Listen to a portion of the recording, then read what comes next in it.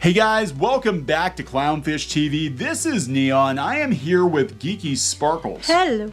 And guess what? What? We might be right again. Oh. It ends in Y. Marvel. That sounds arrogant. I know, right? Sorry, but it's not. We keep getting so much shit, then it turns out we're right.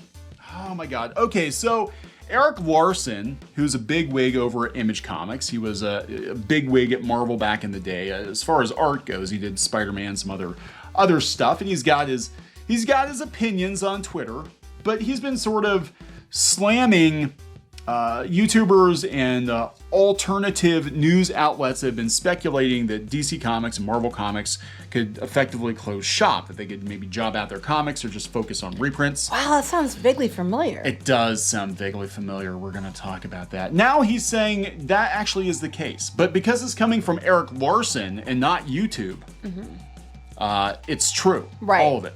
Freaking hate when this happens. This happens all the time. Like, we get so much shit for saying so, then it's like, oh, you're a bunch of liars, you're a bunch of liars. And then it turns out somebody else, again, it's not what you say, it's who you are when you say it. So Erik Larsen says it, now it's gospel. So we're gonna talk about that. Before we get into it any further, please subscribe for more pop culture news, views, and rants, guys. We are over 200,000 subs. Woohoo!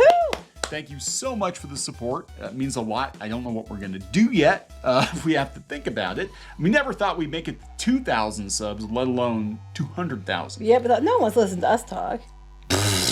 And here we are.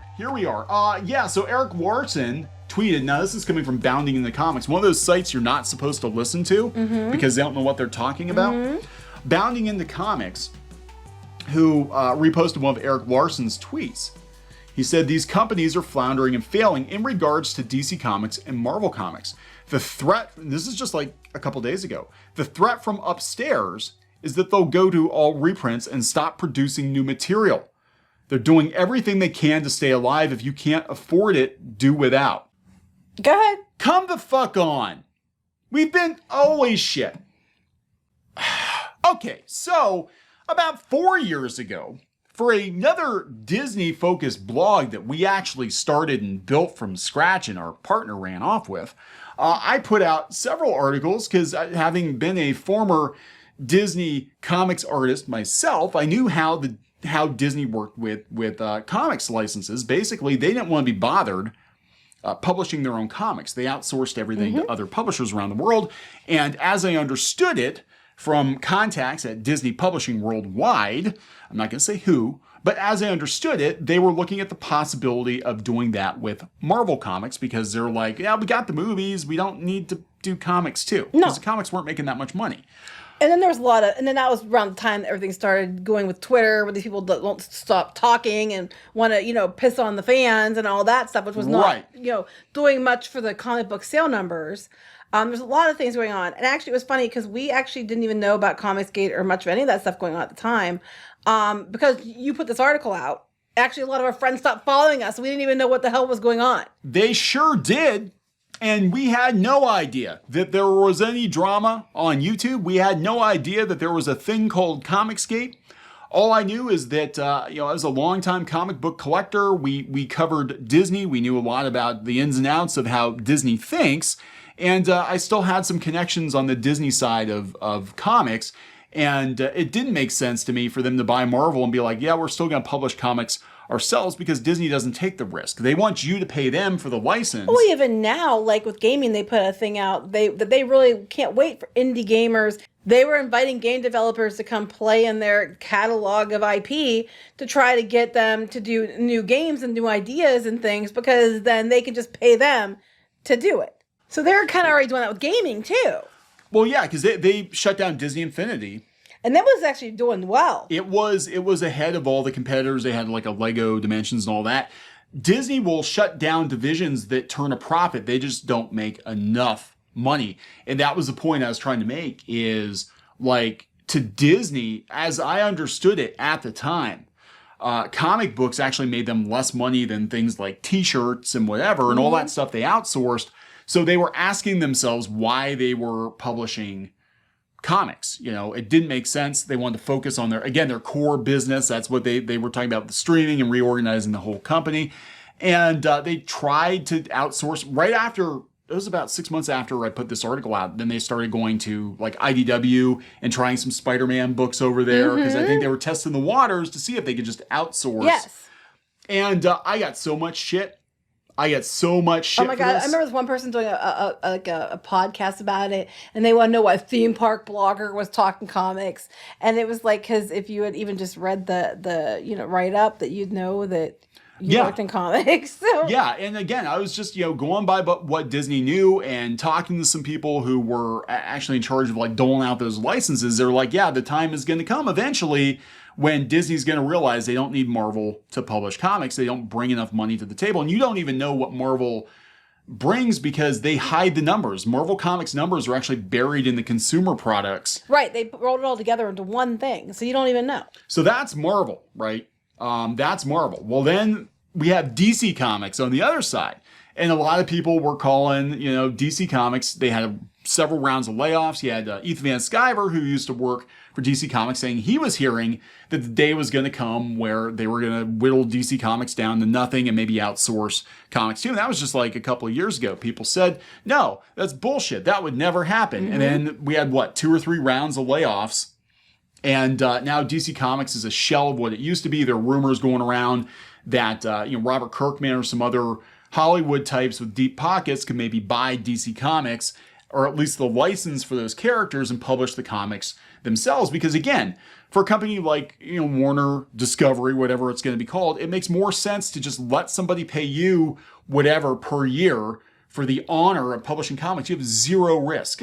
Zero risk. If they make money, you make money. Fine. Right, and that's what Disney likes. Zero risk for them, but they get to pocket all the money. Yeah, and Warner's in a place right now where they're definitely cutting. They're talking about cutting again. So I think it's a pretty likely scenario. We've got all these other publishers losing a shit ton of money. IDW's losing money every damn year. So it's not sustainable long term. Then we had the Marvel shakeup. Again, this was just a couple months ago that they pulled out from Diamond, and that they're going to do it through Penguin. This doesn't sound like they're in this for the long haul. It sounds like they're just trying to make as much money or get the books out there as much as they can. Knowing Disney, at least, they probably were given an ultimatum. They're probably like, you need to make X number of dollars by this date, or we're going to go to plan B.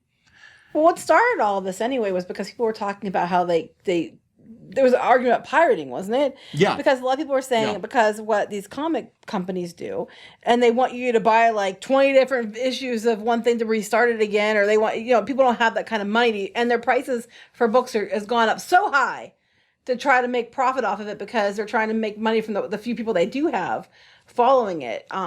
That's where this whole thing started from. Well, yeah, and it just seems like at this point they're just throwing spaghetti against the wall. I mean, there are so many events.